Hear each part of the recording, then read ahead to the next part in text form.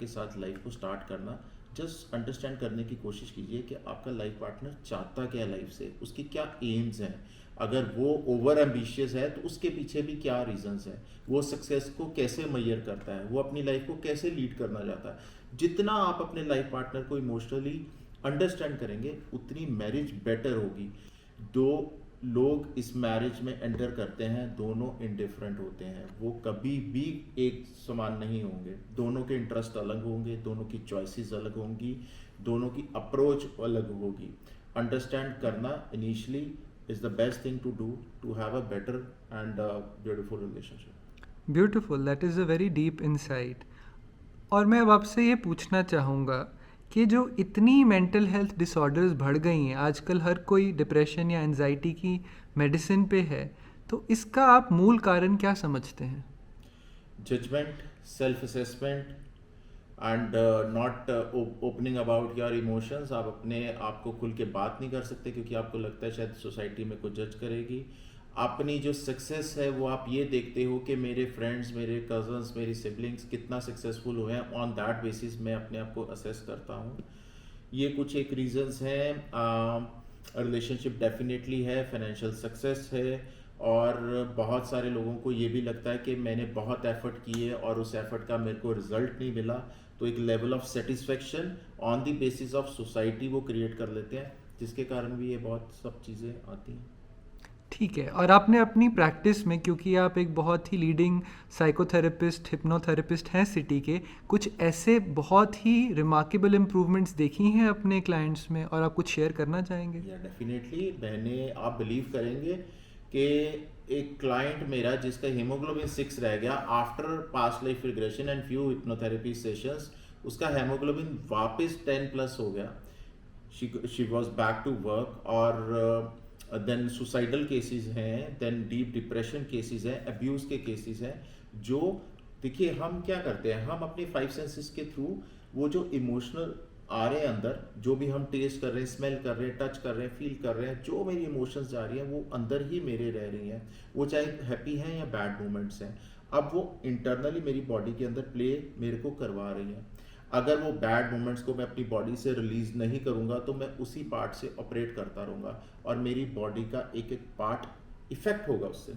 Doctor के पास जाएंगे तो डॉक्टर आपको यही कहेंगे आप स्ट्रेस कम लिया कीजिए, क्योंकि हमारे बॉडी को वो इफेक्ट कर रहे हैं, मेरे बॉडी के पार्ट्स को वो इंटरनली इफेक्ट कर रहे हैं, क्योंकि हमें वो विजिबली नहीं नज़र आ रहे, but gradually we are sitting on that bomb, वो किसी भी दिन एक्सप्लोड हो सकता है।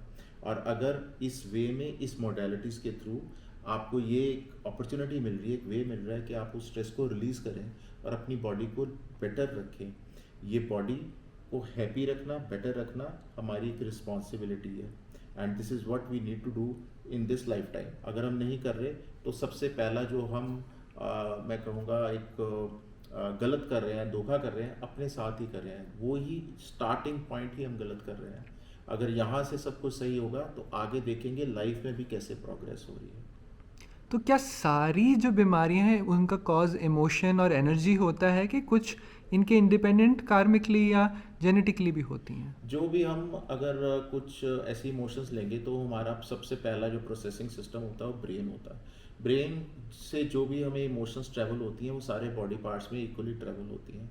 वो जो भी बॉडी पार्ट मेरा अगर पहले से ही वीकर है तो उसको ज़्यादातर इफ़ेक्ट करेगा, वो हमें पता नहीं लग रहा लेकिन वो डीप डाउन उसको इफ़ेक्ट कर ही रहा है। तो इमोशनली अगर आप इम्बैलेंस हैं तो definitely you are attracting some physical element, और वो आपको आने वाले टाइम में दिख ही जाएगा कि अब मेरे को ये भी प्रॉब्लम हो रही है। जो स्ट्रेस ज़्यादा लेता है उसको हार्ट की प्रॉब्लम हो सकती है, ब्लड प्रेशर हो सकता है, डायबिटिक हो सकता है, ओवरवेट हो सकता है, ओवर ईटिंग हो सकती है, सो मैनी थिंग्स। ठीक है। और कई लोग स्पिरिचुअलिटी पे फोकस करने के नाम पे बहुत मेडिटेशन करते हैं, पाठ पूजा करते हैं, पर अपनी फिजिकल हेल्थ पे ध्यान नहीं देते, और कहीं ना कहीं वर्ल्डली एम्बिशन से भागते हैं या बोलते हैं ये विरोधाभासी है उनकी आध्यात्मिक यात्रा के लिए। तो क्या आप इस पे कुछ बताना चाहेंगे? देखिए, बैलेंसिंग जो है वो एक मेजर पार्ट ऑफ लाइफ है। अगर हम अपने किसी भी रिलीजन में अपने गुरु संत भगवान देखें तो सबकी गृहस्थ थी, सबने दुनिया के जो उनकी रिस्पॉन्सिबिलिटीज़ थी वो फुलफ़िल की हुई हैं, आप किसी कहीं भी देख लीजिए।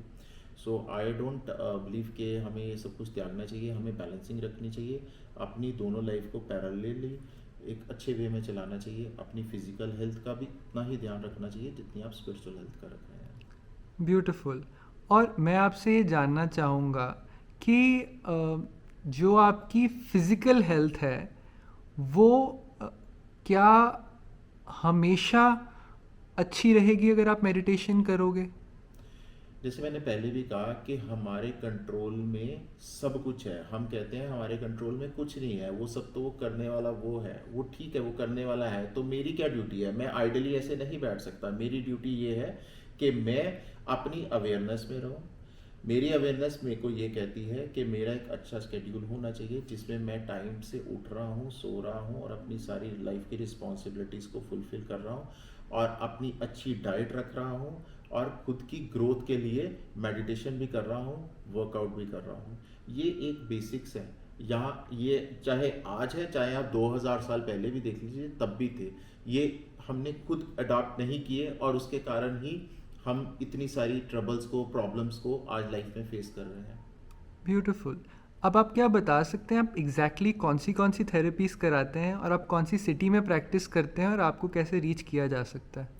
मैं हिप्नोथेरेपी कराता हूँ, एनएलपी टीच करता हूँ, एनएलपी की मोडालिटीज़ यूज़ करता हूँ, सीबीटी करता हूँ, life coaching, life skills, meditation, family constellation and I am based in Amritsar. और मेरे को रीच करने के लिए यहाँ पे भी मेरा नंबर मेंशन होगा, सोशल मीडिया पे भी मैं अवेलेबल हूँ and you can find me out anywhere in Amritsar.